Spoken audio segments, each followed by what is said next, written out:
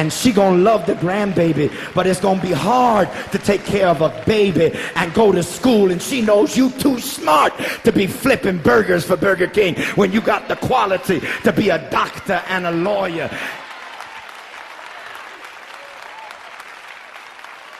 But know this, when you come back, the father's going to kill a cow. Because there's a whole lot of other folks said, you ain't never coming back. And they are all invited to the dinner too. Well, the party's going on. People kick back. They got little Jill Scott playing in the background. Living your life like it's golden. Jill's anointed. I don't care what you say.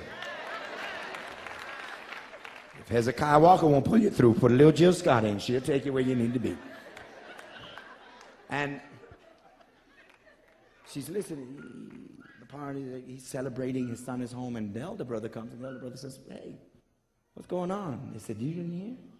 Your younger brother, whom everybody thought was dead, has returned home. And the elder brother finds the father and says, all of this for him? I've been here and been faithful my whole life. And all of this for him? You ain't never given me a two-piece dinner with a chicken, with a biscuit on the side. And all of a sudden, Uncle Junebug's barbecue done broke out in the backyard. Would you like spicy or mild? Ain't that the devil? All of a sudden. The elder brother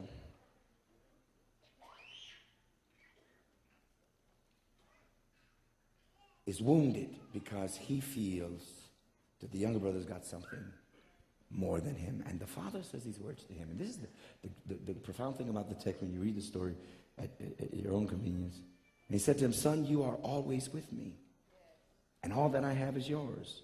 It was right that we should make merry and be glad, for your brother was dead and is alive again, was lost and is found.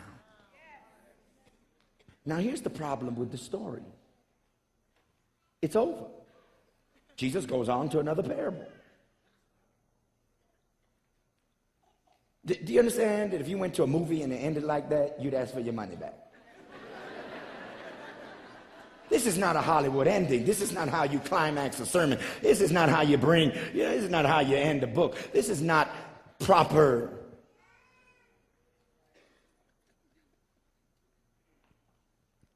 critical thinking. There has to be an outcome. But this story has no ending. But it has no ending because the elder brother, how he responds, we don't see. The father tells him this, and really we're waiting to see, okay, what does the elder brother do? What does the brother do? We don't see it. Why? Why don't we see what the elder brother does? Why are we not allowed to see? Why does it end like this? It was my problem when I was going to college and I listened. If you were an intellectual in college, you chose your music wisely because your music reflected for you something that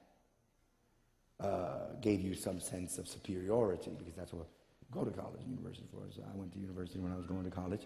I went to, and you know, all the other white kids were listening to opera and Ariastes and Wagner and Vivaldi and, you know, Beethoven and stuff. And I wasn't hanging with them, so.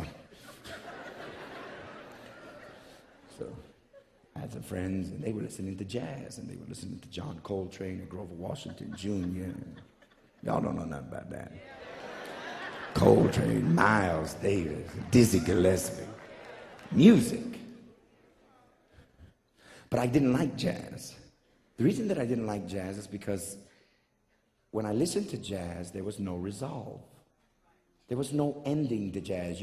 It could keep going forever. Jazz musicians did not end songs because they ran out of ideas. They ended songs because they were tired. That's why sometimes a single jazz song, you know, Beyonce sing a song maybe 8 minutes and 37 seconds. A jazz song, 16 minutes, 22 seconds, 23 minutes, one song. What was John Coltrane smoking that night? It had no ending. So jazz, I was never comfortable with it until I began to study theology. And my problem with theology was, how can I master a subject about something that has no ending? The more I find out about him, the less I know. The closer I get, the farther I feel. How do you definitively come up with answers about a being who at my greatest expectation only begins to be understood when I have found the end of my reasoning? How can I come up with the greatest definition the human mind is capable and God say it's mediocre? How can I define what is beyond definition? It is like a jazz piece. I stopped talking about them, not because I ran out of things to say, just because I got tired.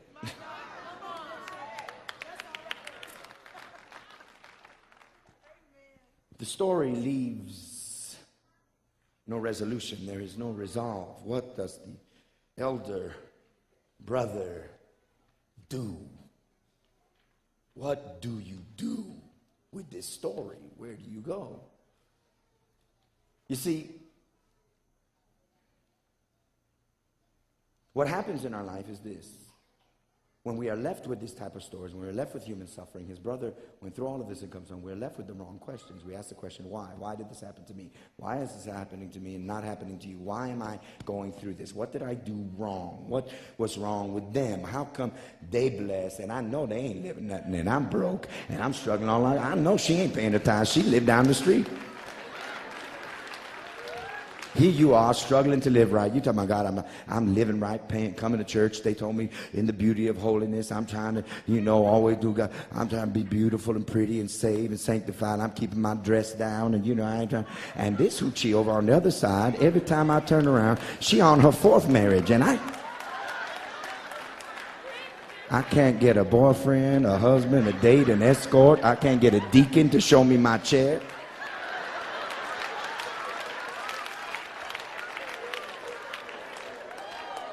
Why? Why? Why am I lonely? Why am I feeling this pain?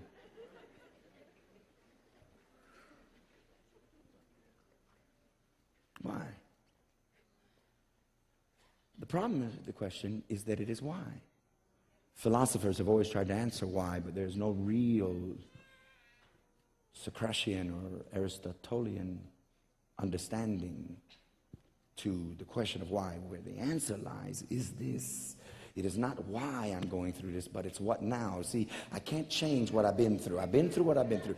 You got to understand, you can't change. You can't turn back time. You can't go back. You can't do that. But what you can do is you can say, what do I do with what has been dealt to me in life? What do I do? Not why, because you will never get the answer to why. That's why David said, my God, why hast thou forsaken me? Why art thou so far from helping me? I cried in the daytime, you were not there. In the night season, you did not answer. And then he changes, says, let me stop asking why. Then he changes it, but thou art holy, O thou that inhabitest the praises of Israel. I may not know why, but I know what I can do with my pain.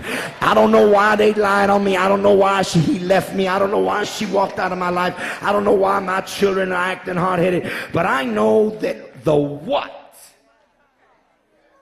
is in my hand. What do I do with what I have been through? See what happens when you go through things in your life. See, the prodigal son lost everything. And losing everything, he had nothing. And nothing made him realize the worth of everything. See, what happens is that your life is defined by your experiences. If you apply to college today, at the end of